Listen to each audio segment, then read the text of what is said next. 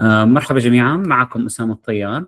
أنا يعني بتشرف اليوم إني أقدم الدكتورة ميسان. الدكتورة ميسان مفتاح هي دكتورة سورية وأمريكية كمان. بتحكي رح تكون محاضرة أغلبها بالإنجليزي، بس رح نحكي بالعربي. إذا في أي سؤال أعطونا. الدكتورة ميسان هي خريجة جامعة ساوث فلوريدا بكلية الطب، بعدين عملت الإقامة تبعيتها بالطب الداخلي بجامعة إيموري، وبعدين عملت الجي اي فيلوشيب بمحل ما هي حاليا ببريغام اند وومنز هوسبيتال بجامعه هارفارد ما شاء الله، وحاليا هي انستراكتور هنيك كمان. الدكتوره ميسان اهتماماتها هي الامراض المري، الاسوفاجيال ديس اوردرز، وبالتحديد اذا اكثر بكثير هو التهاب المري بالحمضات، الايسونوفيليك اسوفاجيتس. في لها عده ببليكيشنز انا بستخدمهم لما بحكي مع المرضى.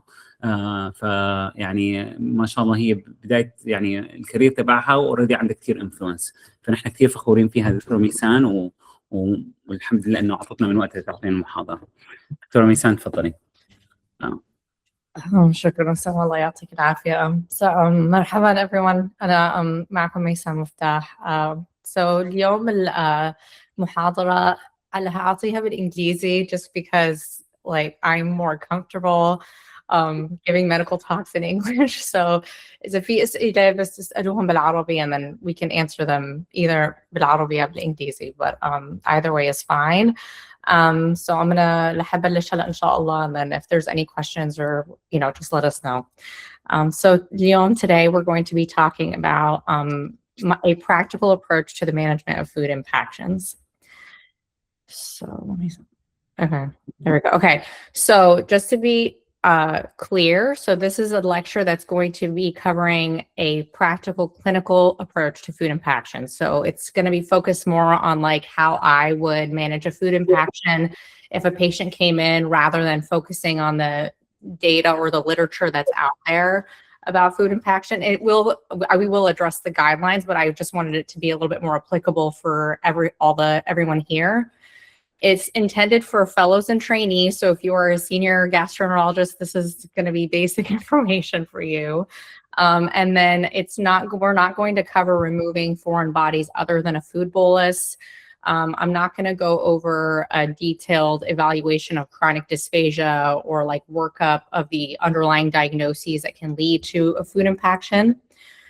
So we can't always like let in the survey or whoever let us know if you guys are interested in these topics, that we can always give talks about these specific topics later. So today what we're going to cover is, first, when you get called out of impaction, the patient evaluation, history and physical, medications that can be given, timing of endoscopy, choice of anesthesia, the actual foreign body removal. So like what you would use, what equipment you have at your disposal, how they work. We're going to have a lot of videos so that you guys can see the tools in action.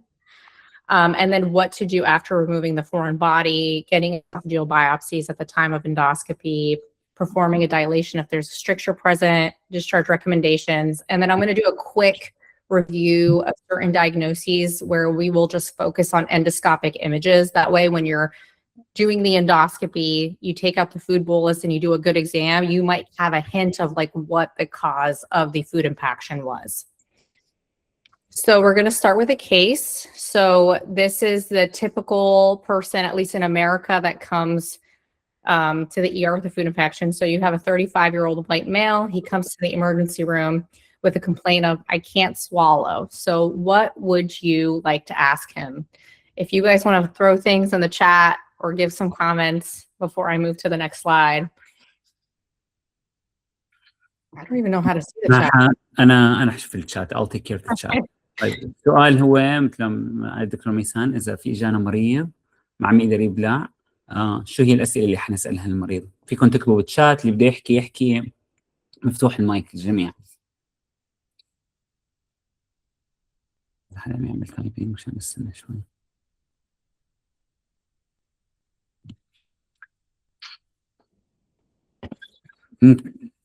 ممكن أنا أسألك ميسان، ممكن إنه نسأله مثلا إمتى صارت المشكلة؟ I think صح، يعني مثلا صار لك أسبوعين ولا اليوم today or few hours ولا من زمان. what else؟ شو في كمان نسأل المريض؟ let me pull up this next slide. So yeah, so like how long ago did it start? So you're going to ask like, how long have you had these symptoms? When did it first start? What were you eating when you had this episode start, or were you eating when that happened? And then other than having an inability to swallow, you want to ask about like chest pain, respiratory issues, nausea, vomiting, fevers, chills, sweats, things like that, like any red flag symptoms that you want to catch when they say they can't swallow. It helps to always ask if they've had an episode like this before. A lot of patients will say, oh, you know, I've had an episode like this before, but it got better on its own, so I've never had to come to the ER. Or maybe they've had an emergent endoscopy before for a food impaction. And then, you know, have they had other endoscopies before? Do they have a personal history of like EOE or reflux, cancer, things that would lead to a food impaction? And then it's always good to get a surgical history, because you can have post-surgical strictures, or it's very common if somebody's had an endoscopic resection of a mass or a lesion in the esophagus, they commonly get strictures. And then you want to ask about like cancer risk factors, tobacco, alcohol use, and things like that. So then part of that is the medication history. So sometimes, you know, patients will not, they don't fully know what their medical history is, but you can ascertain or figure out what they could have going on based off their medicine. So I always like to think of like in 3 buckets. First, are they on any medications that we would use to treat an esophageal condition? So are they on a PPI? Are they on topical steroids, Dupixent, any other antacids? And then things that would cause an esophageal injury. So like meds that would increase your risk of viral esophagitis, anything that could lead to pill esophagitis, that would lead to like a stricture afterwards. So like iron, potassium supplements, doxycycline. And then I always like to think about cancer-directed therapies, like have they had radiation in the past, specifically like if they've had head or neck radiation, if they've had chest radiation, anything within the vicinity of the esophagus that could potentially lead to a stricture. And then are they on any like chemotherapy regimens or anything that could lead to esophageal injury? So then after you get a good history, the physical exam, I would say for the average food impaction is pretty unremarkable. Like you really shouldn't see anything unless something serious is happening. You shouldn't see anything on exam that's abnormal. So the main thing you're trying to do is make sure this patient does not have signs or evidence of a perforation from the food impaction, or that they haven't had like a massive aspiration event or something already. So you're going to look at like their respiratory status, how they're breathing, their vital signs, any signs of shock. You know, you're going to palpate, you can feel, you know, tenderness or crepitus if it's in the chest, things like that, that would make you worried about a perforation and then want to do, you know, cross-sectional imaging or something like that. And then if that is all okay, then the only thing that you do when you talk to someone with a food impaction is you just pay attention. Like this is not a physical exam thing, but you're watching them as they're talking to you. You know if someone is tolerating their secretions or not just by doing this one thing. I don't know how many patients you guys have seen with a food impaction, but they will commonly have like a cup or a basin, and like every 30 to 60 seconds, they're spitting out saliva, spit, because they cannot swallow. And when you see that, then you know that there's like a full obstruction in the esophagus that would increase your level of urgency. So again, when is imaging indicated? So I don't know. Okay, there we go. So one, if there's concern for a perforation, obviously you would want to get imaging to see if that is what's going on. And then the other time I would say is if you suspect a diagnosis other than food impaction. Commonly in the States, you know, the ER is the one who's evaluating these patients first, and they will usually call us overnight and say, hey, we have this person. They'll give you the history. And a lot of times, even over the phone, you can tell if somebody has a food impaction or not. Just by how they describe it. And I've had patients where, you know, it sounds more like a small bowel obstruction. They have like lower abdominal pain. They've been having nausea and vomiting. They have a distended belly, things that don't really fit the classic picture of a food impaction. And if you suspect anything else, just ask for imaging. If there really is a food impaction, a lot of times when the usually imaging is not good at looking at the esophagus, but when it is distended with food, you can usually see that food bolus in there on cross-sectional imaging. But otherwise, the average patient with a food impaction does not need imaging. Like, you can go straight to an endoscopy afterwards. I mean, after you've like seen them and stuff. So we're going back to our same patient. This is our case. Are there any questions at this point before I move forward? في حدا عنده أي سؤال في شيء؟ بس أنا بما الناس while everybody is يعني waiting for if anyone is writing questions, are there any things that in the history that makes you think, oh, maybe this patient has, you know, something else, يعني some volvulus, or يعني what would make you think this is not a food impaction when somebody comes in and says, I feel like food is stuck? I feel so a food impaction should really be like a sudden onset. Like, I was fine. Oh my God, all of a sudden I cannot swallow anymore. The sensation of something stuck in the chest, usually as they're eating. You know, you'll have patients come in saying like, oh, I have chronic nausea, vomiting. And sometimes they'll like say they have some dysphagia, and that will be confused by the ER as a food impaction. You know, if they have lower pain or symptoms that are localized more to the abdomen and not the chest, then I'm thinking, okay, this is probably not a food impaction. What else? You know, I mean, other things that you can ask, like if you're worried about a bowel obstruction, you want to ask if they've had bowel movements, you know, are they passing any gas? I think that's mostly it. Usually, yeah. No, thank you. I mean, this happens all the time. I think بسوريا, I think نظام الإسعاف is different. The ER system is different. So medicine بيكونوا بالفرونت لاين أحيانا. Okay. Yeah. Okay. يعتمد على المستشفى يعني، بس مو دائما في أطباء. If there's no. في حدا عنده أي سؤال أو نتابع؟ اوكي، واذا حدا عنده اي سؤال ونحن عم نحكي ممكن تكتبوه على الشات دائما ونسال الدكتوره ميسان لما نوقف، او ممكن نوقفها وهي عم تحكي كمان اذا ما عندها مانع. Thank you, Mayssan. Thank you. So this is our same patient. تحكي بالشكل أبطأ. Yes, I can. Yes, I'm so sorry. Okay, so I'm going to read this case. So the same patient, approximately 2 hours ago, he says that while he was eating chicken for dinner, he started having trouble swallowing all of a sudden, and a sensation of food got stuck. He had food stuck in his mid-chest.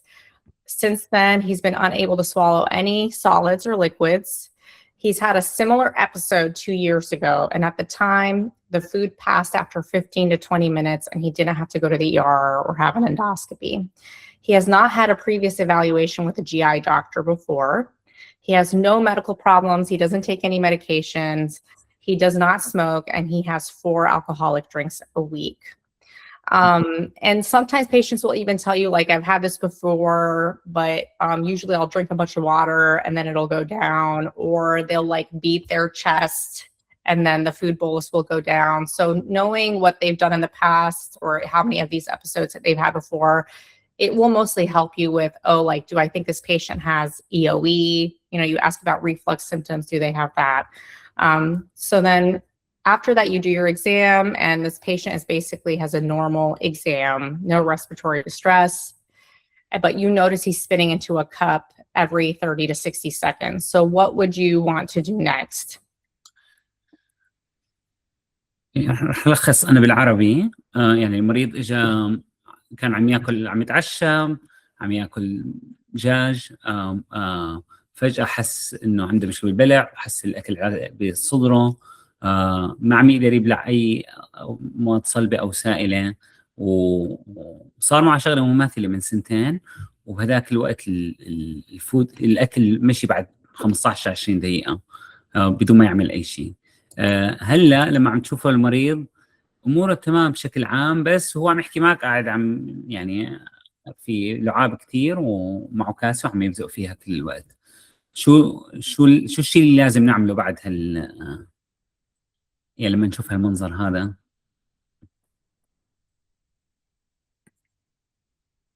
حدا يكتب لنا بالشات، حدا يحكي. I'm gonna keep going. ماشي، استنى شوي. في حدا عم يحكي. لا. أوكي. طيب حنتابع، تفضلي.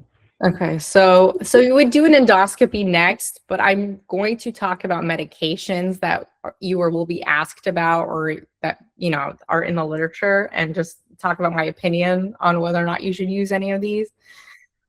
So you have medications you can give IV. So these are, you know, glucagon is the one you've commonly heard about, which we'll talk about more in a minute. You can give benzos. So those are things like Ativan, lorazepam, um, midazolam, things like that. So the idea is that these relax the proximal skeletal muscle of the esophagus so the food bolus can move down. They're smooth muscle relaxants, so these would relax the distal bottom portion of the esophagus and the LES. So you have nitrates like nitroglycerin, calcium channel blockers, and Lord have mercy, I've seen butyl bromide. I've never used this before. And then you have your enteral medication. So I don't know how it is with Surya, but in America, sometimes the ER likes to give carbonated beverages. So the idea is they drink like cola, like Coke, drink it, and the pressure from that will push the food bolus down. And then, you know, there's in the literature, pineapple or papaya juice, because there's enzymes in the juice that can break down a food bolus. And then there's like some case series about giving topical steroids, maybe to relieve inflammation, and that helps the food bolus go down. I personally would not, I put an X in front of the ones that I personally would not do. I've never recommended these before to anybody. And there's a Cochrane review. There's no evidence that these actually help. The carbonated beverages, I personally have never recommended it, but if the ER doctors want to do it, or if you don't have the resources and you're desperate, you're not worried about them aspirating that much, you can try it. And then the last thing is glucagon. I personally, you know, I usually leave this up to the ER doctor. So we could talk about this a little bit more. So usually it's 1 milligram. Go ahead, Osama. But can you go back to the prior slide? LES is lower esophageal sphincter. UES upper esophageal sphincter. I'm so sorry. No, it's good. Yeah, بس لأنه في terms. Yeah, I know. يعني في بنستخدم أدوية ممكن ترخي العضلات المعصرة السفلية للمريء أو المعصرة العلوية للمريء. شكرا دكتور، أنا آسف. No, that's okay. So glucagon is like a hormone. It raises your glucose levels, and it can also relax the smooth muscles in the esophagus. We usually give 1 milligram IV, but it can be given sub-Q, IM. You should theoretically see a response in 1 hour. So if in an hour the patient is not better, it didn't work. I personally do not delay endoscopy for this. If the ER doctor wants to give it, sure, whatever. It's pretty harmless. Other than that, it will raise the blood sugar. It can cause an elevated calcium.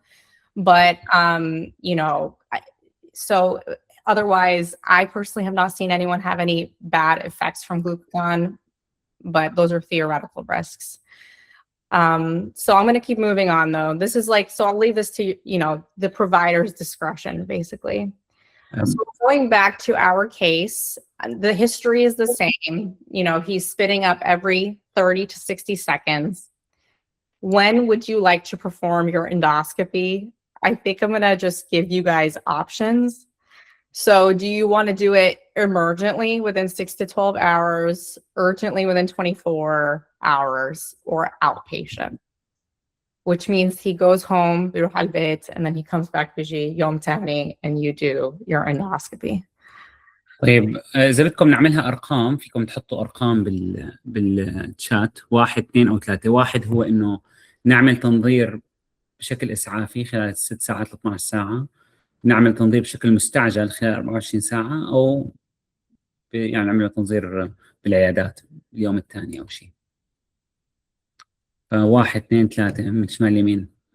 emergent. Okay. في حدا ثاني عنده رأي مختلف؟ Create a poll. Oh, I don't know how to. نعمل compound. نعمل لكم بول. بده وسام، البول بده وسام.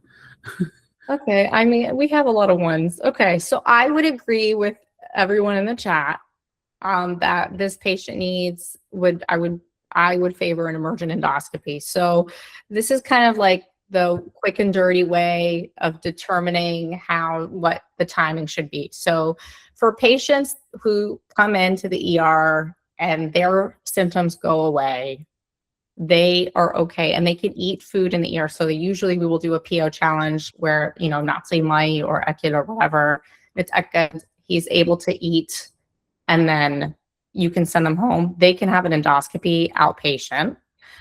If your patient has ongoing symptoms like لسه في عنده إحساس إنه الأكل like لساته بالمريء, but they're tolerating secretions, so he's not spitting into a cup, then I would do that within 24 hours.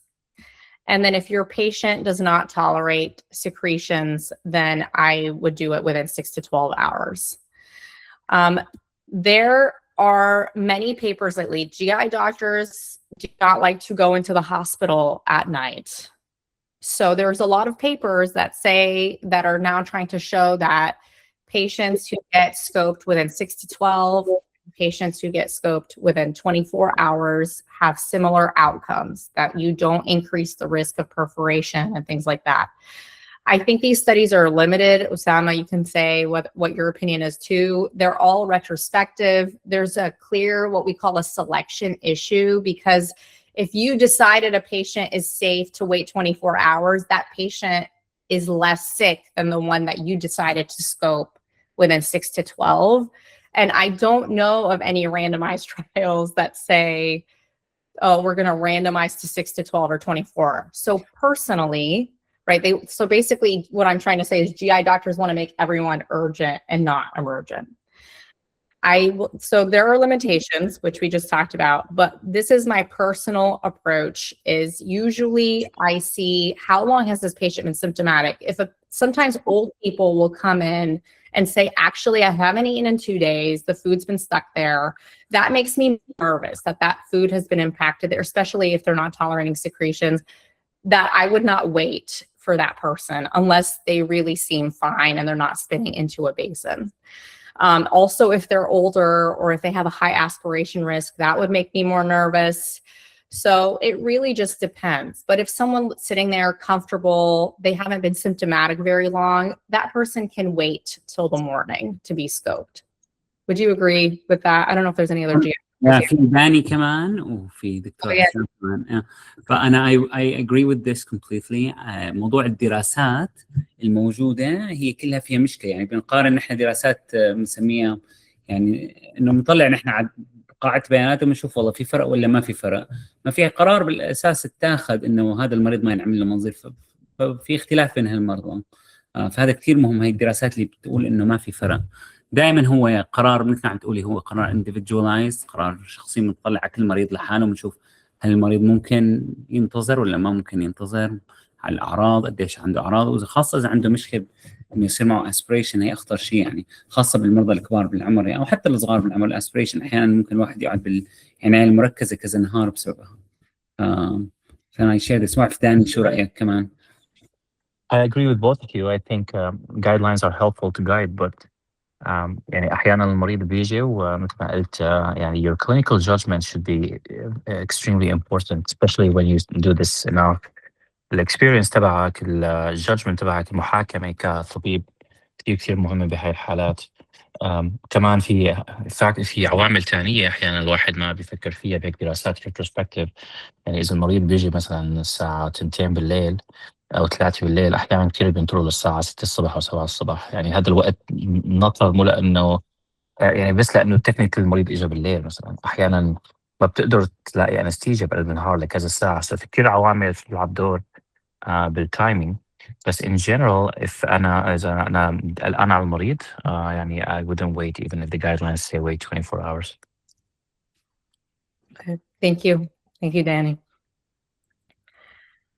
Okay, so now we're going to talk about choice of anesthesia. So the same patient scenario as before. So you have not tolerating secretions. We have tolerating secretions, but still has dysphagia. And then we have the patient who had resolved symptoms. So those who are not tolerating secretions, I would say, always general anesthesia. I put with intubation because I don't know what general anesthesia means. Bisuria, like, do you use the same term? But they should be intubated, and there should be an anesthesiologist present. They're high risk of aspirating. If they're not tolerating secretions, usually there will always be a food bolus there that you have to remove. If the patient has dysphagia, but they are tolerating secretions, I think you're doing this inpatient. You could do general anesthesia or monitor anesthesia where the anesthesiologist is present in case you have to emergently intubate them, but they don't necessarily have to be intubated. This is a comfort thing. Like, usually the GI doctor is talking to the anesthesiologist, hey, I'm going to go in. My suspicion, because the patient's tolerating secretions, is that there's not a lot of food or the bolus has passed, because sometimes the sensation of dysphagia may persist, or it may stay even after the food bolus has passed. So let me take a look, and if there's no food, then we can avoid an intubation. You have to be comfortable. If you are like, no, I don't want to chance it, I don't want to risk an aspiration, because that's really the worst case scenario, it's probably the safest, most conservative thing to also intubate this group of patients. It also depends on the anesthesiologist's comfort level, and that really depends on the person you're working with. If your patient has like resolving dysphagia, they're being scoped outpatient. This is really like, my point here is it could be anything. It really depends on how sick is the patient, how old are they, do you think they're going to aspirate? Like, what is your suspicion? EOE patients, usually they can, or reflux patients can be scoped, under MAC conscious sedation. If you have a patient with achalasia, those make me more nervous because they can have food sitting in there without knowing, and they are more likely to have an aspiration event, even outpatient. So this is really a judgment call, on an outpatient basis. And I don't know if anyone has any differing opinions with this as well. I think يعني دائما انا بتفق معك 100%، خاصه موضوع المريض اللي ما عم يقدر عنده مشكله بالمفرزات وما عم يقدر يبلع، يعني هذا ما فينا نعمل له منظار بدون ما نحط له تنبيب للرغامه، يعني لازم، لانه ممكن يكون الاكل حتى عالي، ممكن يصير اسبريشن، هو هذا اخطر شيء بالقصه. والمرضى الثاني مثل ما قلتي حسب السكريشنز، يعني او الشيء اكثر شيء طلع عليه هو السكريشنز. طبعا هون عندنا اطباء تخدير عاده بامريكا ما بالضروره يكون متوفر هذا الخيار بكل الاماكن، بس احيانا طبيب التخدير بيقول لك بده ينبه الجميع، احيانا لا، انت حتحكي على الاوفر تيوب كمان، فاحيانا في طرق ثانيه ما مضطر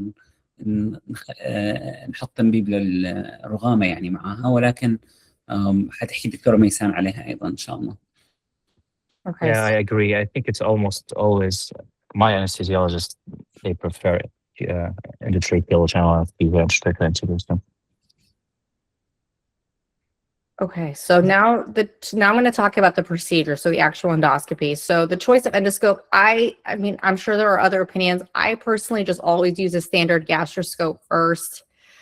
There's some thought that you can use a therapeutic scope, which just means that the suction channel, the working channel, is bigger. I personally don't think there's ever been a food impaction that I have successfully suctioned out alone with a therapeutic scope. So I would just stick with, plus it's bigger, so you may not get past the stricture if there's one present.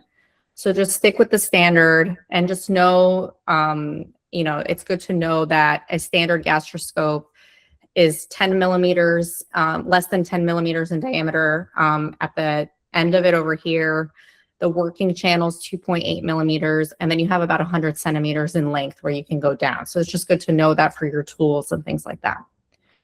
So we're going to talk about these tools. So first, I'm going to talk about show you guys an esophageal overtube. We will talk about using a retrieval net, which is this over here, to kind of grab the food bolus. We have retrieval baskets. Some people, I put a star next to the ones that I personally use the most. Some people use a snare. I don't think I've ever done that personally. A grasping forceps. I'm going to talk about the use of caps, and then I'll show you guys what it looks like to try to suction food up. I personally don't like this approach. I just don't think it works very well, even though I've tried it. And then now is going to be a bunch of videos. So if you guys have questions while the video is being shown, just ask it, because it's going to be a lot of videos of what each of these tools looks like. Okay. All right. So first we have the over tube. So just some quick details. It's 2 tubes. There's the actual over tube, and inside there's an introducer tube, which we'll see in the next video. It's 25 centimeters in length. It's very rigid. It's used to protect the airway and help you get in and out of the esophagus if you want to keep going in and out. After you place it with an endoscopy, if you dislodge it, which means if it moves out, do not place it back in blindly. You can perforate the esophagus. So this is a video of how to place an over tube, because I don't know if you guys have ever done this before, but this is the outer tube. That's the introducer tube. So you can see he's lubricating both a lot, putting them together, twisting it in place, and then you slide it over the gastroscope. Osama, do you guys see this video okay? Yes, yeah. We are. Yeah. Okay. So see how he's lubricating the inside of the introducer tube. They're sliding it all the way on to the gastroscope to the end. Then you go in, the bite block needs to be at least 60 French. That's what they're trying to show you here. You go in, you make sure that there's no like anatomic reason why you can't put the tube in. Then you slide the tube and see how he's lubricating a bunch as he's putting it in, because this tube is huge and you can meet resistance even in the throat. Once it's in place, you slide the scope and the introducer tube out, and then you twist it closed. And then now you can go in and out during your endoscopy. So this next video, it's really short. I just want you to know what it looks like to go in and what the tube looks like as you're intubating the esophagus with your scope. So you see these ridges, this is your over tube, and then you make it further into the esophagus. And so that's what it should look like. So this go ahead, Wissam. في واحد تاني على الأوفر تيوب؟ No.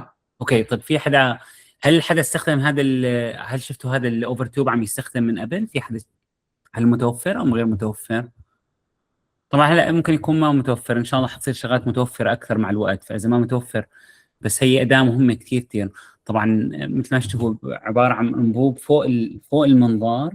طبعا أنا بالنسبة لي هذا من أدواتي المفضلة كثير، لأنه ما بعمل تنبيب للمريض لما بستخدمه، لأنه خلص الطرق الهوائية تقريبا متحكمين فيها، ما في شيء حيروح لهنيك، انه مباشره في عندك انبوب من الفم الى المري. طبعا في انبوب ثاني كمان معدي، صح؟ في واحد للمري، في واحد اطول منه للمعده. طبعا ما يعني في حدا دكتوره عبيده قال ما أنا متوفر عندهم، بس حتى حقلكم انه حتى مو كل المشافي بامريكا عندهم اياه، يعني ما مشان هيك ما تفكروا انه يعني انه بصير في كثير مشافي ما عندهم اياه هذا الانبوب حتى، فما تحسوا بانه اوف ما عندنا اياه كثير. I don't think you will have this in Syria either, but sometimes if you're and you can use the double balloon over tube. I don't know if you guys have done that before. It's like more flexible, but I personally don't like it, but I've done it. But I imagine that they probably don't have that in Syria. Yeah. Okay. Okay. So now I'm going to show you techniques. So first I'm going to show the push, like a push technique for getting rid of a food bolus. This is really where you go in and just use the resistance of the scope. What do I do with this? To push it in. So this right here, we're intubating the esophagus. We're going down, and then hopefully the food bolus will show up. Right. There we go here. So here's the food bolus. So here you can see, so sometimes when you see a food bolus, you can try to gently advance that food in past the lower esophageal sphincter into the stomach using your scope. If you have little experience training food impactions, I don't recommend you do this because this is a feel thing. Like you have to be comfortable knowing what is a safe amount of resistance to have to push without perforating the esophagus. Because you also, one, you don't know how much pressure it's going to take to perforate. You also don't know what the anatomy looks like past the food bolus. Is there a really tight pinpoint stricture? Like you just don't know. So this is something that usually only experienced endoscopists should do. You know, sometimes in achalasia patients, when the lumen is so dilated, you can even go around the food bolus and finish your exam to check the anatomy before you push it down. But this is an example of that. And then see, even here, this patient has trauma. There's a tear that happened after he pushed the food bolus down, but he did clear the esophagus. You can also see here, there's a little bit of furrowing. So maybe this patient has EOE, there's edema. It's hard to tell when there's some trauma from the food impaction itself. And here's the tear. So then next I'm going to show you guys, oh, go ahead. Yeah, can you go back to the video معلش؟ معي لما تقولي في furrowing, can you show? Oh, yes, I have a picture of it later, but this right here, the linear lines. اعملي pause الفيديو. Yeah, I should have paused it. I'm so sorry. No, بالعكس لا. طبعا الدكتورة ميسان عم تحكي شغلك في احيانا ناس Oh, sorry. I'm just so used to it. طبعا furrowing that I فشوفوا عم تحكي الدكتورة على شغلة انه احيانا نحن كثير ناس ما بتنتبه لها احيانا لما بيقاربوا هذول Okay, like these lines here. Oh man, this is a bad pause. They're right here. This right here. Do you guys see that? These are the furrows. ممكن تشتغل عليها بالماوس Oh, are you guys not seeing my mouse? لا موجودة بس Oh, okay. مو شايفينها. لا والله مو شايفينها. لا. Oh no, okay. فيك تقولي لنا بالساعة مثلا أي ساعة. I think there's like a laser pointer. Do you see this? هلا شايفينه. يا هلا شايفينه. Okay. Well, now it's like hold on. ونستخدم الليزر بوينتر بيكون سيء كثير بصراحة. Oh. إذا في عندك صورة بعدين ما في مشكلة. Okay, I have a picture later. I do. الدكتورة عم تورجينا شغلة إنه ممكن شايفين linear furrows إذا شفتوها هي اللي بنشوفها عن مرضى التهاب المري بالحميضات. رح تورجينا إياها بعدين إن شاء الله. So now to talk about the tools, first I'm going to talk about a retrieval net, but this video I want to show you the tool itself, and almost all the other tools work the same way, like with how you open and close, because I don't know if you have a tech that will assist you with opening it, or if you have to use your own, operate your own tools and equipment. So usually it comes out of a bag. So over here, this is the end of the net, and here, this is where you kind of open and close. You pull and push up and down to open and close. Oh my God, sorry. The net, let me move this. There we go. So here he's showing you how when you push, like close and open the handle, the net is opening and closing. So when you pull back, it's open. When you push, it closes. The net is rotating. They're showing you how if you tell your tech to rotate, it will rotate the net. And then when you advance these tools into the channel, you want to use short strokes because they can kink, like you can bend it, and then it's really hard to use. And then they're showing you here, this is just a marble that as you push it down the channel, you should see your tool come out on the other end on the camera, and then you pull the handle back and your net opens. So then the endoscopist can position the net over the foreign body or the food bolus to try get it. So then they have the net open, and then hopefully they should push. They're rotating it to show you that you can position it better. And you push it down. And once you're in a good position, the person holding the handle is going to push that closed. And as you push it closed, then your net is also closing. So now that the net is closed, the person holding the handle, I'm just going to pause it here, has to maintain that, like keep it closed so that your food bolus or whatever it is you're trying to get stays inside. But if you don't want to push too hard, that's more important with a food bolus because you can kind of squeeze through it and all the food will just break apart and come through the net. So this person's holding the net closed. And then while it's closed, you bring it up close to the camera or the tip of the scope. And then you're going to slowly come out with the whole gastroscope through the esophagus. And then once you come out, you open the net again, and then you remove your food bolus. It says here not to use to remove objects, but I definitely have used my fingers to remove food from the ROF net before. And then you rinse it off in water. Okay, so does anybody have questions about how to use this? Because I feel like في أحد استخدمها من قبل الراث نت سواء الراث نت أو حتى الأسلوب البوش الدفش هذا اللي هو ندفش اللقمة الطعامية. هل في حدا عملهم من قبل أو شفتوها عم تنعمل؟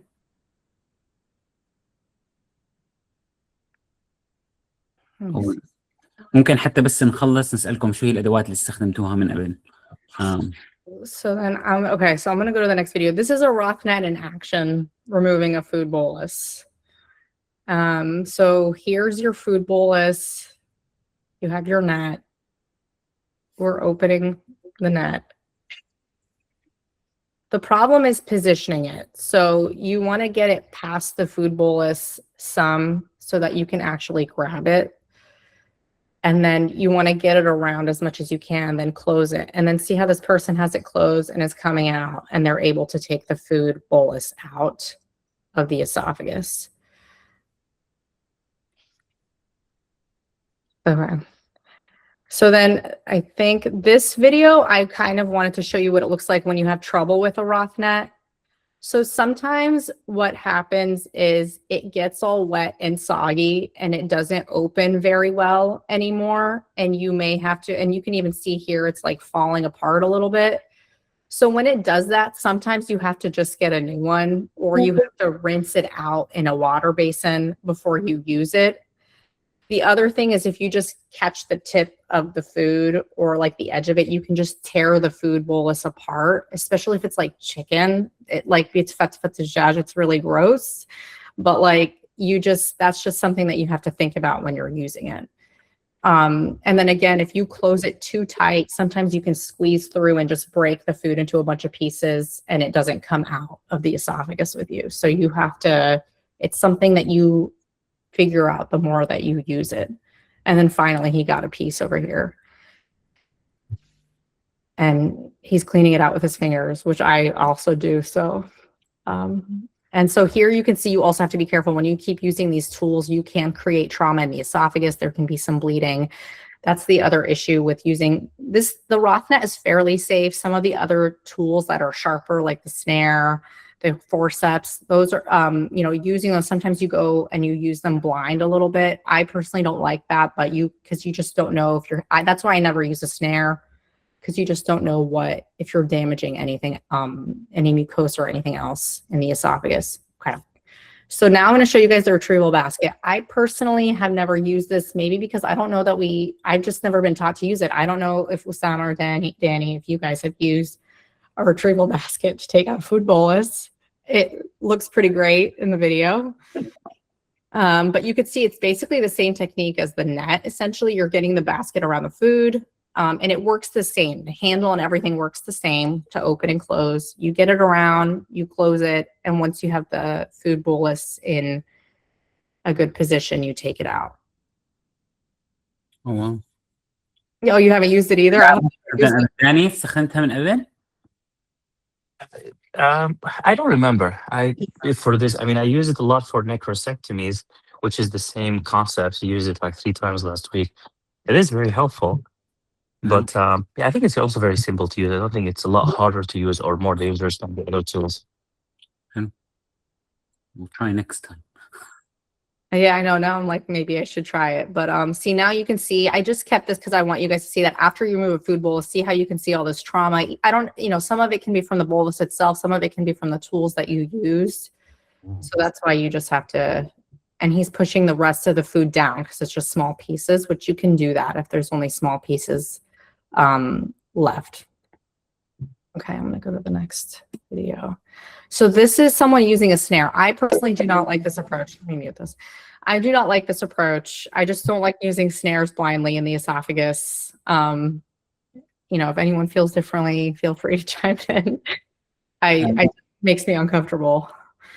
لا I use it sometimes. أنا بستخدمها أحيانا. بستخدم السنير لما تكون مثلا الإمعاسية كثير وما عم أقدر أشيلها، بصير بقطعها أحيانا بالسنير يعني، او بحاول امسكها بدون ما اقطعها واسحبها سحب. طبعا بده يكون في اير واي بروتكشن، لازم يكون محمي الطرق الهوائيه، بس احيانا ما كثير، ما من الادوات المفضله كمان. في عندك واحد بعدين على الكاب اكثر شيء بستخدمه. Yeah. بس هي يعني ممكن احيانا تستخدموها السنير للواحد يقطع الاكل، يعني اذا لامي عصيانه كثير وكذا، احيانا بقطعها لحتى اقدر حتى ادفشها. اي كان بوشت، يعني بقطع وبعدين بدفشها كلها لتحت دفش. So then this is after he basically removed the food bolus, and you can see there's a huge, there's like some trauma here, maybe an ulcer at the end. Okay, so now I'm going to show you guys some forceps. So Let me go back to the picture with the tools. Sorry. Oh my God, I'm so sorry. So many videos. Okay, so there's so many names for these. There's some called like rat tooth, alligator. This is the talon or whatever it's called, for prong grasper. You know, the short of it is you have these, they could be long or short, and some of them have serrated jaws. Some of them may have a little bit of a needle here. I don't like using those for food impactions specifically. But yeah, so these are like, it can come in many names, but the point is you're just using a grasper to pull out the food. So sorry, now I'm gonna go back. Okay, I'm gonna show you this one first, because this is kind of the ideal situation that you would use a forceps with, because it's a small piece of food that you can actually grab the whole thing in one piece with the forceps and then take it out. I do use these a lot, but I will say that I generally don't find them that successful, especially with chicken and steak, because basically, like, like, it just turns into shredded chicken in the esophagus because you're just grabbing small pieces of it. But it is something that you can use at your disposal. Like, it is something you can use if other stuff isn't working, or if you just want to break a food bolus apart, then, you know, certainly you can use it. So this is another one where the food bolus is bigger. And you can see, like, here, pulling at it, and like, you have to use the perfect amount of pressure, or else see how it just breaks apart. You want to pull just strongly enough, but not too strong. And so it takes him a few tries, and then I think he gets it. Let's see. There we go.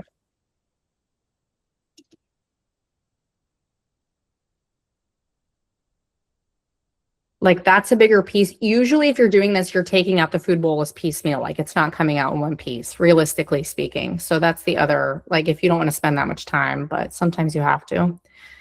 Okay, so then this is the 4-prong grasper. I like this video mostly because it shows you the over tube, what it looks like from a cross section. I couldn't find a real life video of doing it.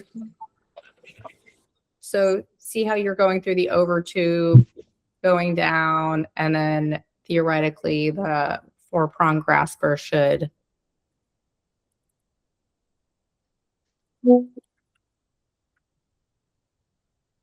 take the food bolus out. Okay. Okay, and then now I'm going to talk about caps. So Mayssan, can I just stop for a second? أنا على فكرة أنا use a lot الجراسبر هذا الفور-prong grasper. I have personally, like, I think we're just cheap. We don't have. I don't think I've ever. أنا والله هذا من الأدوات المفضلة كتير. Really? Okay. نعم، لأنه هو فيك تحطه عن جنب الأكل مباشرة، بعدين تفتحيه بيقوم بيفتح فوق الأكل، بعدين تلفشيه عليه وبتسكري، خاصة إذا لقمة قاسية. بس أحيانا بيجي حدا آكل شو بسموه شريمب، ولا بياكل قطعة دجاج قاسية وكذا، فبتحطي ولما بتسحبيه وهو عم يسكر بتدفشيها أكثر، بيقوم بيمسك عليه أكثر وبتنسحب سحبة واحدة أحيانا. فأنا هي من الأدوات اللي بستخدمها كثير. في سؤال نحط It's 25 centimeters. 25 سم، وهو ما بعرف اذا عندكم اياه ولا، هو اسمه 25 طوله 25. في نوعين منه مثل ما ذكرنا، في واحد طويل اكثر للمعده يمكن 30 او 35، نسيت والله قديش، وفي واحد للمري خاص. هذا اللي عم بيستخدموه هون للمري. هو مو سيليكون، هو قاسي اكثر. ما بعرف والله السيليكون شو الماده اللي بيستخدم فيه، ما متاكد والله، بس هو قاسي شوي يعني. ما سيليكون. I don't think it's silicone. بلاستيك. شكله بلاستيك، ما متاكد. It's just hard plastic, yeah. بس هي الاداه اللي عم نحكي عليها اكثر هي الاداه ما يعني اسمه 4 في منه 3. نحن عندنا 3 و5 prong. Okay, I've never. في منه بيجوا بثلاثه هيك، في 3 ايدين، وفي منه بيجي في 5 ايدين، وهم في 4 اللي حط لنا دكتوره ميسان. فانا هذه الادوات اللي بستخدمها كثير. هذا من اول الادوات اللي بستخدمها حتى اذا عندي الMAS يعني. وانا كمان من اول الادوات اللي بتخطر على بالي استخدمها. حلاوته انه التيث تبعه اللي باخر هدول مثل الازرع تبعه موجهه لجوا، فقليل ما يعني صعوبه انك تعمل ازيه بجدار المري. صح. يعني الديزاين تبعه ديزاين حلو. بس احيانا مثل ما حكيتي بتفتفت الاكل، ويعني بتبلشي بشيء بتلاقي حالك صرتي بمصيبه ثانيه يعني. Okay, so now I'm going to talk about cat. I'm going to go back to the picture. I'm so sorry. Let me see if I can, let me escape. Let me do this. Okay. Can you guys still see the PowerPoint? Yeah. Okay. Mhm. So the cap, because I just want to show you. So there's the standard cap that we use to improve visualization. It's the top left one, because I don't know if you see my arrow. Let me see. بس فيك تقولي على اللي فوق this, yeah. So this is the standard one that you use to like improve visualization. Like if you're going into the duodenum doing your sweep, if you're doing a colonoscopy, there's one for the colonoscope that helps you see better when you're doing a screening colonoscopy. Because the idea is with the cap is you're suctioning the food bolus into the cap and it gets stuck in there, and then you hold the suction and it comes out. If you're in a bind, but I also prefer using either an EMR cap or a banding cap because it's a little bit longer, so you have more room to hold the food if you suck it in. So I'm sure you have banding kits in Syria, esophageal banding kits. If you don't, please put it in the chat. But you don't have to like set up the whole banding deployer. You just need the cap itself. And you can use that to also like suction a food bolus up and get it stuck. Or you can use an EMR cap. Some of them are tapered, some of them are flat, and then you just suck the, but I like these better just because they're longer than the standard gastroscope cap. I don't know. I mean, Usama, Danny, if you guys want to chime in also, but let me show you some videos of this in action. Oh, let me turn off this laser. Okay, yeah, there we go. Let me go back to the cap. There we go. Okay, so this is so here you can see this is what it looks like to scope without a cap. So you saw the food bolus. This person is coming out to put the cap on, and then they're going to go back in. And I like this video because it shows you that there will be more resistance when you intubate the esophagus with the cap on. So you just have to keep that in mind. So now the cap is on. So this is what it looks like to scope with a cap on. And then you could see this person has a little bit of like more difficulty making their way down. But if you just like kind of wiggle your way in, it should be fine. There we go. Okay. And then you go back to your food bolus. Oh, oops, sorry.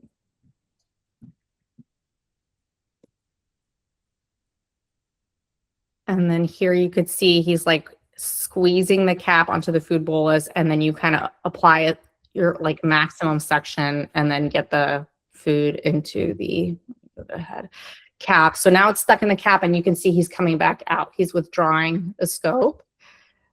And now your food is out of the esophagus, and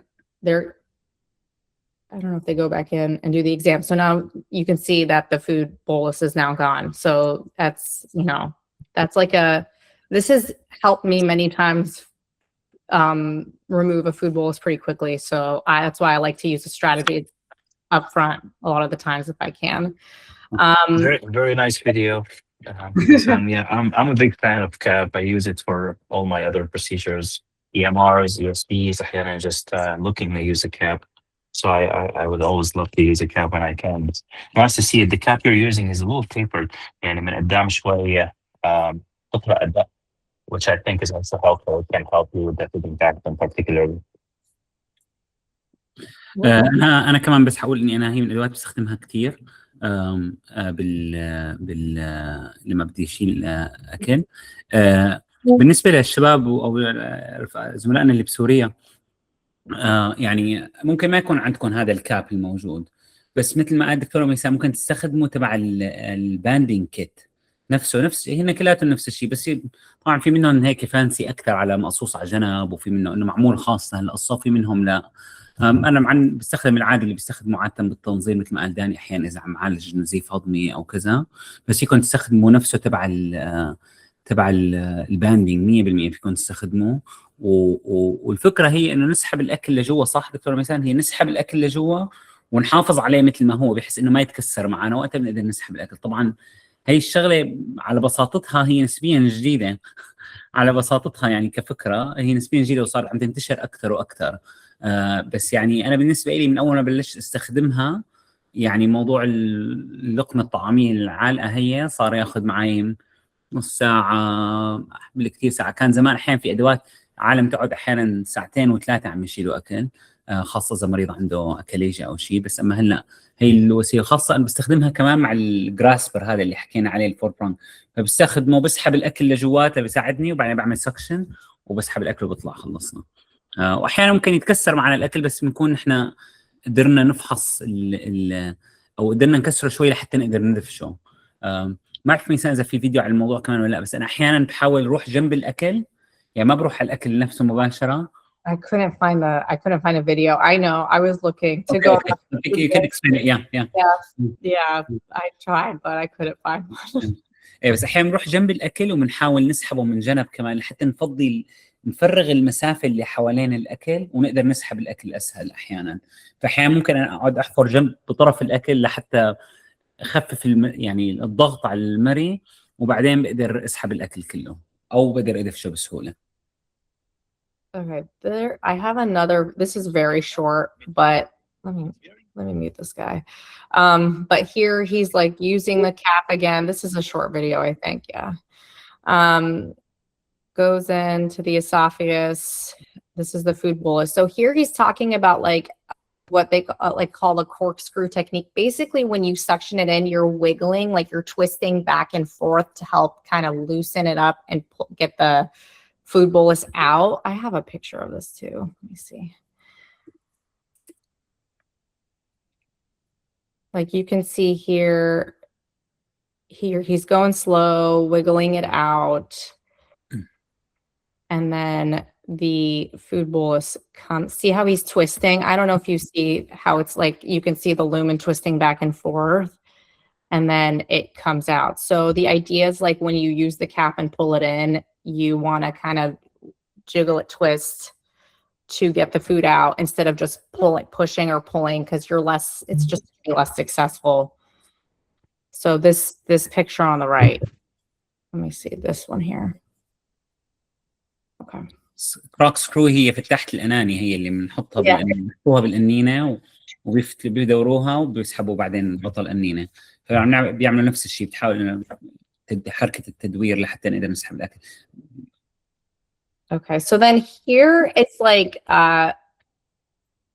this using suction I would only suggest really if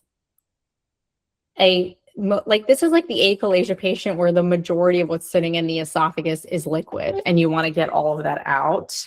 So here for the procedure, let me mute this. So here you could see like there's a bunch of liquid here. And so I'm just gonna go to the part. See, so they get standard suction tubing, and then see how they okay. I'm not pausing this very good, but like they basically taped the suction tubing onto a standard gastroscope. And they're doing this because you can get way more suction doing this than if you were to use a therapeutic scope. So then with the suction tubing taped to the gastroscope, oh, this is a good picture. Okay. So I don't know if you guys see that. This is standard suction tubing, cut off the end, taped it around the tip of the gastroscope so you can drive it in with the scope. And then they go back in and, you know, you're like lavaging, which means you're putting a bunch of water, and you can constantly suction.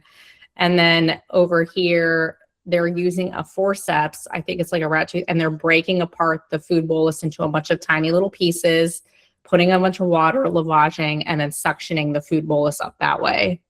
I personally don't think this works that well. I've tried to suction stuff up before. I don't know, Usama, Danny, if you guys feel differently, but this is something that you could theoretically use if nothing else is working. ما جربته ولا مرة، شايف عليها فيديوهات مثل ما انت حطيتي هلا بس. Unless it's really liquid, it doesn't work. It has to be really liquid.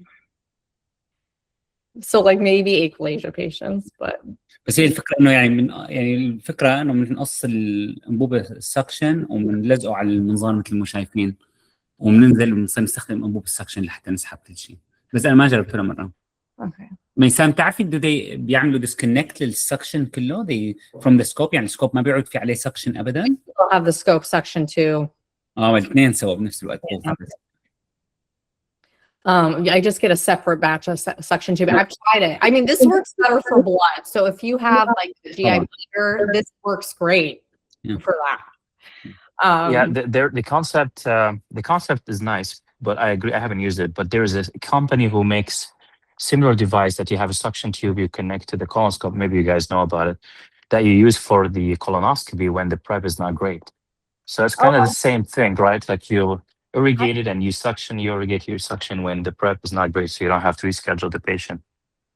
I've used that device. It doesn't work very good. It's the same thing. Like I don't like it, but the concept is there. Yeah. So I think it's like the same thing. I personally, I agree with you though on your point. Chalasia patients, yeah, you have a lot of liquid there. You want to suction the liquid as much as possible. But if you have a chicken that's been there for 24 hours, I don't think this will work. Yeah, I agree. Okay, I think that's all of our tools. So now we're going to go to what you do after you've taken the food out. Does anybody have any questions before I get there? Even though احنا يعني وصلنا تقريبا على الوقت وهيك، وانا اسف عم قاطعك كثير. بس اول شيء في شيء اداه مثلا تحبوا تعرفوا عنها اكثر؟ في شيء اداه حسيتوا انه ممكن هي استخدمها؟ في شيء اداه عندكم سؤال عليها، او في اداه بتستخدموها كثير وعندكم سؤال انه كيف ممكن استخدمها احسن؟ او هل بتستخدموا اداه نحن ما ذكرناها هون؟ دكتوره ميسان ما ذكرتها. I try to limit it to things that I thought would be available. I don't know if there's other tools. Yeah.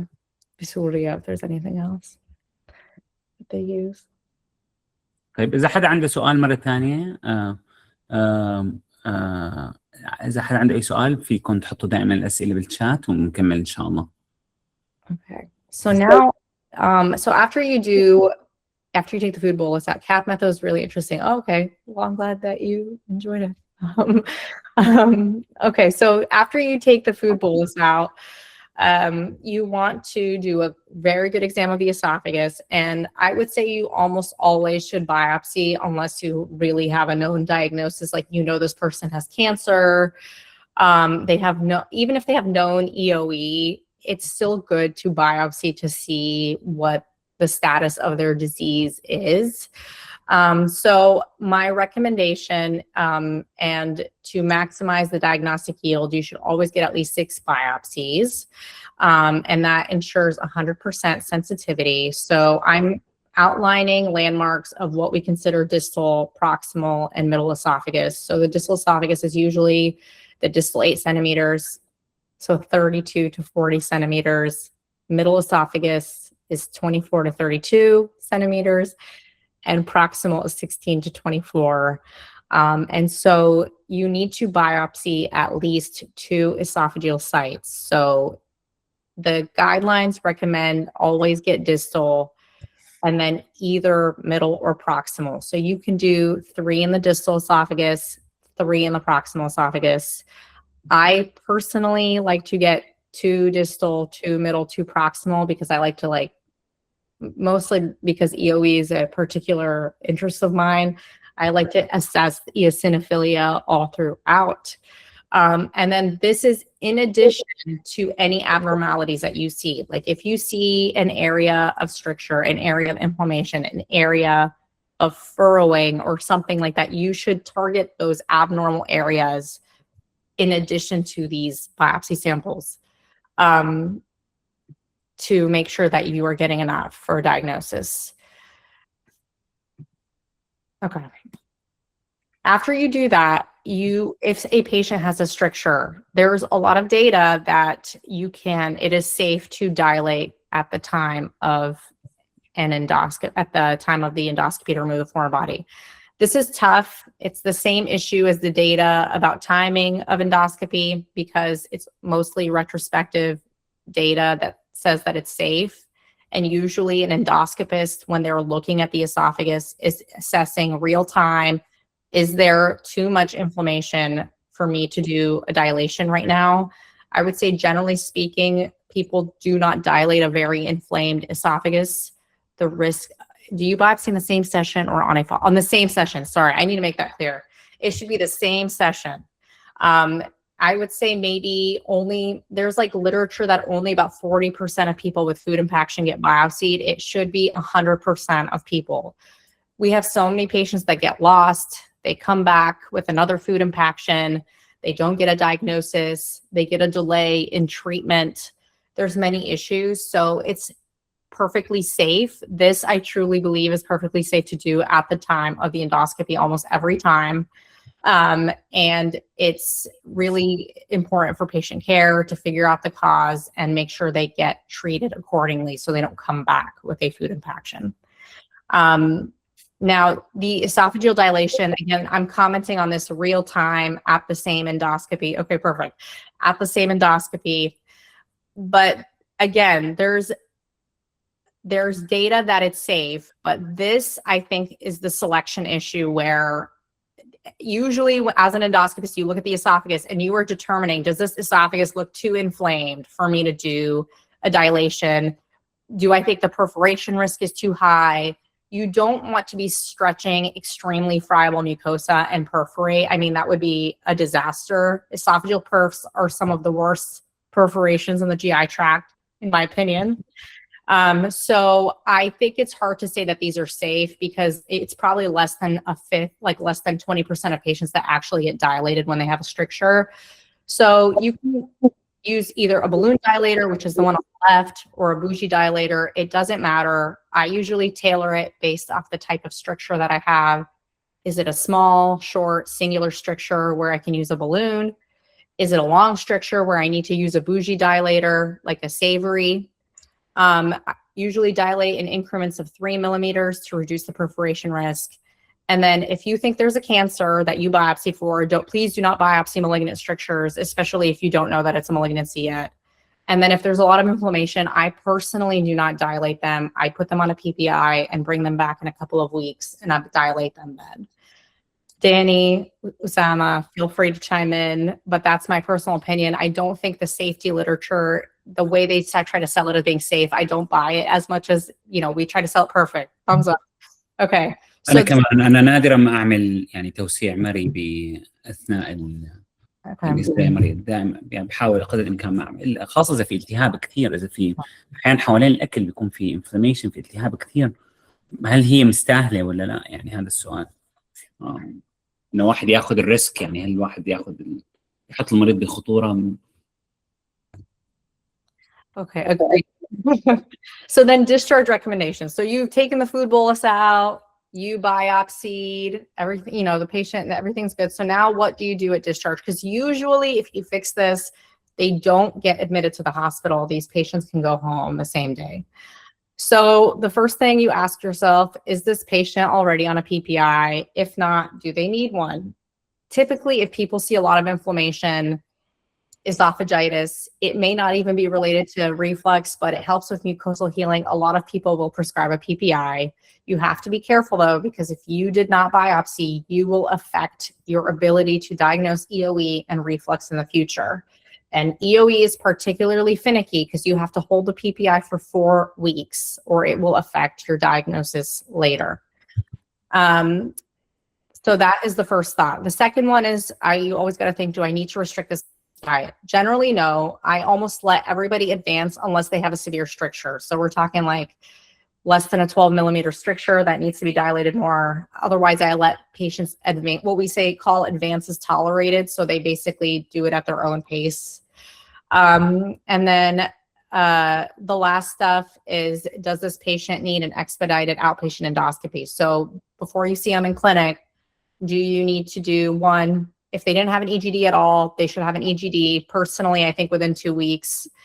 If you didn't biopsy them, then they should have an EGD within 2 weeks to, get biopsied. And if they had a dilation, but you think they're going to need more dilations, then you should arrange that endoscopy as an outpatient.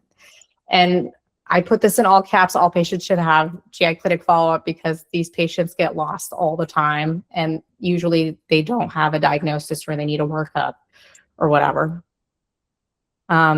So now that we've talked about that, I don't know if we have time for this, and I knew that we may not have time.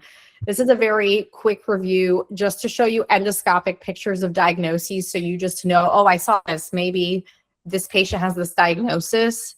It is by no means meant to be a review of every diagnosis, esophageal condition that can cause food impaction. I don't know, Osama, what do you think? اذا بدك you can go over يعني بسرعه انه بس شو هن المشاكل، شو هي الامراض. يعني don't dive deep اعتقد لانه كانت منيح السلايدز.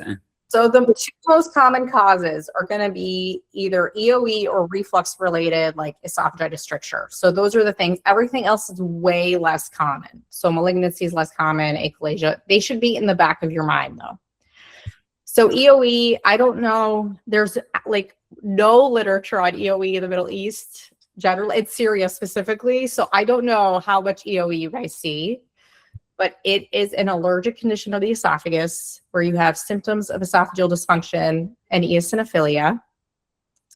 And so these are things that you should look for endoscopically. So we have the ERUFs. So you have edema, right? So where you don't see the vascular markings as well anymore. Rings. So you see these rings around the esophagus, and depending on the severity, you can like grade it. Exudate, which are these white, let me use the laser pointer. I'm sorry. These white little, you see these white dots all over, those are exudates. Furrows, see these lines here, these are called furrows. And then strictures and narrowing, so that one's a little bit obvious. And then edema, since I didn't use the pointer, the only way to note edema is you can't see the blood vessels very well anymore. And that usually means there's edema there. Okay. Other things that you can see. So like, this we call a feline esophagus, where you insufflate and all these like ridges and stuff go away. A crepe paper esophagus. So basically like very friable like you get tearing through the mucosa when you insufflate. And then what we call a pull tug sign. So like when you biopsy, there's so much resistance, and that is very specific for an EOE diagnosis. And you can feel it. And after getting many biopsies, you learn how much is a normal amount of resistance when you biopsy. For reflux, I don't want you to look at this whole chart, just showing you a definitive, like conclusive evidence of reflux is. So if you see esophagitis, Barrett's, or peptic stricture, then maybe reflux is why you had a food impaction. And then I just wanted to show you what esophagitis looks like and the grading of esophagitis. So these are the LA grades of esophagitis. So you have A, B, C, D, depending on how long the break is, how much along the circumference it is. Malignancy, this is an adenocarcinoma. This is a squamous cell carcinoma. I only put these pictures because squamous cell cancer is very subtle compared to adenocarcinoma. So like, see how you can barely see these like blend into the mucosa very well. So it's just something to keep in mind. Achalasia, there's something called the CAR score. I'm going to say I don't use it because I don't know what the point is, but it does highlight the endoscopic findings very well. So C is for contents, which means like liquid contents in the esophagus or solid contents. Anatomy, so the, sorry, let me use the laser. So liquid, solid. Here is luminal dilation, severe dilation of the esophageal lumen. Resistance, which is resistance with the LES. So here you can see wide open LES. This is like slightly closed. Here, there looks like a lot of resistance or that it's tight. And then stasis changes. You see this thickening of the mucosa. That's from stasis of food. And then you can also get candida esophagitis in the setting of stasis. Okay. And then lichen planus, I don't know if you see this at all. It's fairly uncommon, but I'm sure every gastroenterologist has encountered this at least once or twice in their life. But you can get thickening of the mucosa, tearing, like very denuded mucosa, fragile. And that's all I'm going to say about that. Okay. And then I looked up food impaction in the Middle East or Syria, and I got one paper. So there's no data. And this EOE review has no data from Syria, only from the closest thing would be maybe Turkey and Lebanon. And even that data is very minimal. But it sounds like EOE in the Middle East looks like EOE in America. So hopefully everything we said is relevant to you all. And then I made this flow chart. And this is the last thing. Yeah. Okay. I don't know if I could put the picture in the education chat so you guys but this basically goes over everything we talked about, like, how I would approach a patient. They come in with food impaction. Do they have a perf? No. are they tolerating their secretions? Yes, no. EGD, remove the foreign body, get biopsies. Is there stricture present? Do I dilate? And then determine the underlying cause. So this is for you guys. I will send it in the chat as an individual picture, and then you guys can keep it for your future scenarios. And then I'll just skip the summary. Okay, any questions? في أحد عنده أي سؤال؟ شكرا دكتور ميسان، محاضرة حلوة وفيديوهات حلوة كثير. أنا تعلمت حتى شغلات حجربها المرات الجاية إن شاء الله بيجيني مريض. بس في حدا عنده أي سؤال؟ Stop sharing my screen. You're welcome. بينما عم تشوفوا حدا عم يفكر بأي سؤال أو شيء، ححط لكم كمان في استبيان إذا ما عندكم مشكلة تكملوا لنا إياه. هاي الاستبيانات بتساعدنا نحن كيف نطور المحاضرات وشو ممكن نحسن أكثر وقديش فائدتها. فحطيت الاستبيان بالشات وراح أحطه على المجموعة أيضا. بس إذا فيكم تكملوا لنا إياه، كل الاستبيانات اللي بنعملها بنحاول نعملها استبيان تخلصوا بدقيقتين على التليفون فيكم تكملوه. بس إذا في حدا عنده سؤال خلينا نستغل وجود دكتورة ميسان معنا. حتى عم شوف في معنا الدكتور عمر وفي معنا دكاترة ثانيين كمان. دكتور عسام I think كان معنا. في عنا كذا دكتور هون ممكن يساعدونا بالأسئلة أيضا. السلام عليكم. السلام عليكم جميعا. I'm sorry I joined late, but I missed the time. But it's a very interesting and important topic, especially if you take a lot of hospital calls. Just بدي شوف يعني هيك practicing physicians here, how many of you will come to the hospital 1 a.m., 2 a.m., 3 a.m. to remove foreign body in the food impaction, basically? And when do you say, oh, you know what, I'm going to leave this until maybe 7 a.m. I'm going to come early and do it in the morning? In view of the, we probably discussed this. There was a recent retrospective analysis on how safe or how soon you should be coming, and it didn't show big difference if you can just push it in the morning the next day. So this 6 hours is all theoretic. It's not based on really hard science. So what is your take on this? Yeah, are you talking about the GIE paper? Yes. Yeah.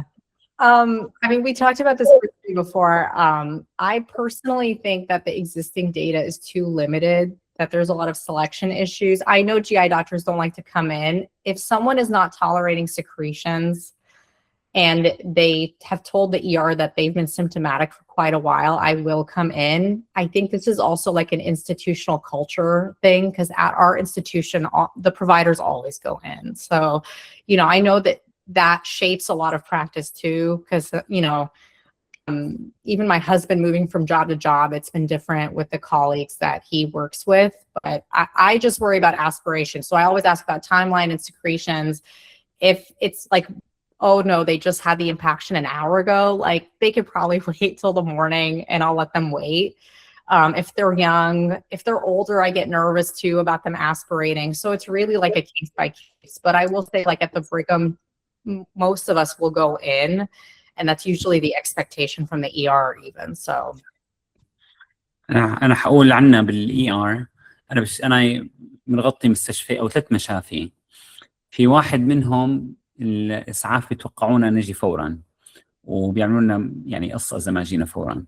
وواحد منهم اللي هو المستشفى الأساسي تبع الجامعة، حقول إني أنا بعمل يعني individualized decision مثل ما قلت ميسان. بطلع المريض إذا له زمان إذا قصة له ساعات كتير وكذا ممكن ما استنى، ممكن يعني اعملها حتى بغض النظر، بس انه مشان ريسك تبع البرفوريشن او مشاكل ثانيه حتى. واذا قريبه بستنى، اذا مثلا من شي ساعه صارت وجاي المريض الساعه 1 الصبح بستنى غالبا، الا اذا كان المريض يعني كبير بالعمر كثير وعنده مشاكل بالسكريشن والسك ممكن اعملها ما استنى. في مستشفى ثالث اللي بغطيه اللي هو متشارك فيه مع عده دكاتره ثانيين، كل المرضى بيستنوا فيه، كل المرضى ما حدا بينعمل بالليل. واللي هو يعني لما بلشنا نداوم فيه كان بالنسبه لي يعني غريب شوي، كوني جاي من ممارسه اكاديميه محل ما انا بشتغل اساسا. ففي اختلاف كثير مثل ما ذكرت دكتور عمر. I'll go ahead. No, I think I'm the least useful. I full disclosure or disclaimer, I don't take general GI call, so I rarely get called for food infections.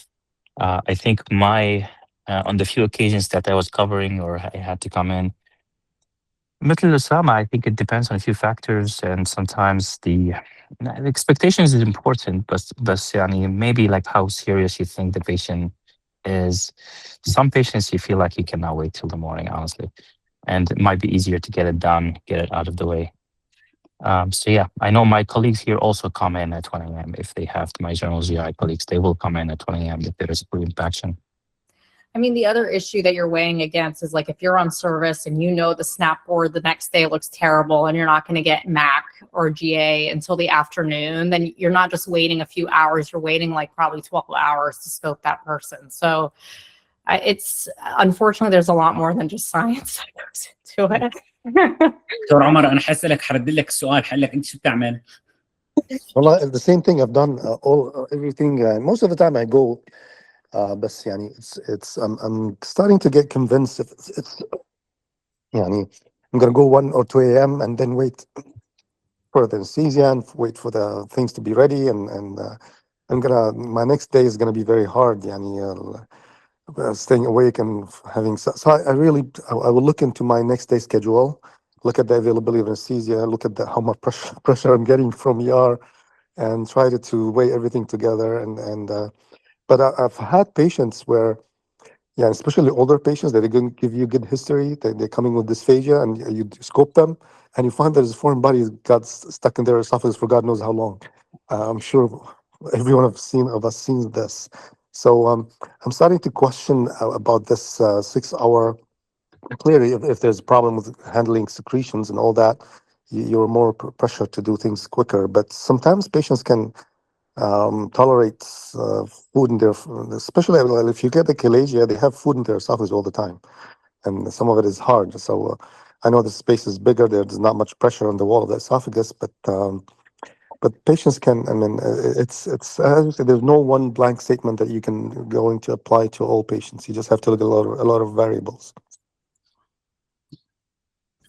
ميسان كمان انا بدي اسالك سؤال موضوع الجلوكاجون، بتقولي بتستخدميه ولا ما بتستخدميه؟ يعني نفرض حكوا معك الاي ار، بدهم يعطوه ولا ما بدهم يعطوه؟ I literally tell them do whatever you want. I don't make any decisions off of it. Yeah, unless like I'm like not that convinced and I want to buy some time. I'm like, you could give some glucagon, but I don't usually make that decision. I just let them do it if they want. هو يعني انا كمان نفس الشيء بعمل احيانا، مثلا اذا عم حاول اشتري شويه وقت لبين ما اخلص اللي معي وكذا بقول لهم يجربوا. بس هو في كمان كان في ترايل اعتقد طلعت من ببلش السنه الماضيه او اللي قبلها، وطلع انه فيها ما في يعني ما في فرق. Data that it doesn't help, right? طلع الدراسه انعملت طلع انه ما في فرق. فاعتقد 2024 طلعت الدراسه طلع انه ما بهم اعطيت او ما اعطيت ما بيأثر. فعادة انا بقول للمتدرب اللي بيحكي معي، المتدرب اللي اعطي ولا ما اعطي، بقول له يعني اذا بدك تعطي غالبا ما غير شيء، بس اذا ما انك قدران هلا نظبط المنظار، اذا بدك اعطيه وبعدين نوصل حنعمل منظار شكلنا حنعمله يعني. شو بنستفاد من جلوكاجون بهي الحاله؟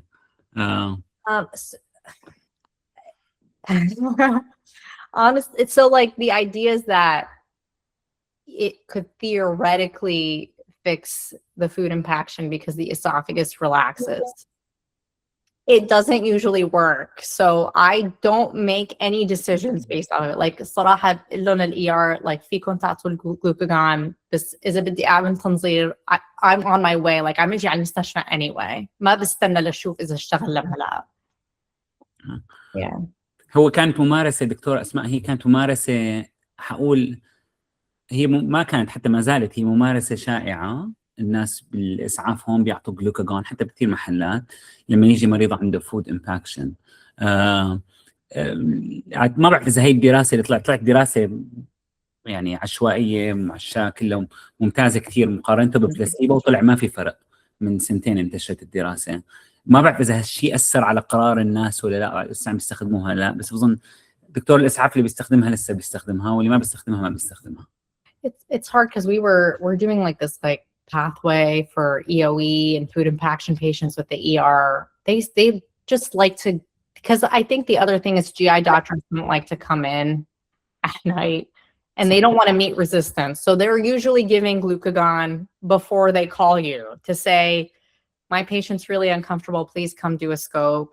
I already gave glucagon. Like, it's almost like a strategy they use to convince us to come in.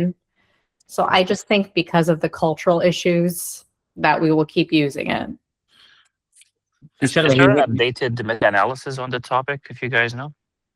هي ما في غير ترايل واحدة داني. هي Just one. Then there's a Cochrane review that basically says it doesn't work. Okay, yeah. Maybe we should do one once to try out. Come on. هلا في شغله ححكيها انا هيك احيانا بحكي مع المتدرب بيقول لي انه في مريض عنده اكل وكذا، احيانا يعني بسال الفلو انه هل المريض متضايق ولا لا. يعني اذا المريض متضايق انا بفكر مع حالي انه هذا ممكن يكون سبب كافي لي اني اجي بالليل، لانه ما بتخيل حالي قاعد وفي اكل علقان بحلقي او بالمري وانا متضايق وبيقولوا لي والله استنى للصبح. فاحيانا ممكن اجي بالليل بس قرار عاطفي حسميه، ما هو بالضروره قرار يعني موضوعي، بس قرار عاطفي. بس اذا المريض متضايق كثير خلاص خلينا نعمل. انا ما بظن انه منطقي خلينا نخلي حدا متضايق ساعات لاني انا بدي نام. فاحيانا ممكن اخذ بسال هذا السؤال دائما، المريض متضايق ولا لا؟ بدي اعرف متضايق ولا لا. The question يعني last patient I had was interesting because the patient came actually late. وقعد بالاي ار فتره طويله واعطوه جلوكاجون واجت كونسل regular consult. I was surprised. This is just to tell you, reflect on what Osama said about the different practices in different hospitals, and sometimes even the same hospital depends on who sees the patient in the ER. And this patient بعد ما قعد ساعات واعطوه جلوكاجون بعدين قال انا تحسنت، حاسس حالي منيح كذا. فاتصلوا فيني قالوا لي اجت الكونسلت، فكان شاف الان بي، شاف المريض وقال لي انه المريض احسن، فشو نعمل نمشيه ولا لا؟ فانتوا what do you do with this؟ خصوصا سؤال اذا في fellows هون معنا. what is your feeling؟ what do you do؟ you just let the patient go وقال لك انا هلا منيح ولكن عم ببلع ريقي ماشي حالي. what's the best thing you do؟ عارف اذا في حدا في ممكن انا اقول اسماء، في عندنا كذا دكتور نعرفهم من دكاتره كانوا معنا. فشو بتعملوا اذا جاكم مريض نرفض وبعد ما حكوا معاكم قالكم والله المريض تحسن صار عم يبلع، شو بتعملوا؟ اوت بيشنت؟ في حدا عم يقول اوت بيشنت اي جي دي؟ في كذا دكتور عبد الرزاق، في دكتور عبيده هون، في كذا حدا معنا. فشو بتعملوا؟ دكتور توفيق قال انه بيعمل اوت بيشنت اي جي دي. بسوي تنظير علوي بس يعني مو اسعافي. يعني بدنا نخلوه بالاسعاف، حنعمل له تنظير بس ما حنجي بنص الليل. اوكي.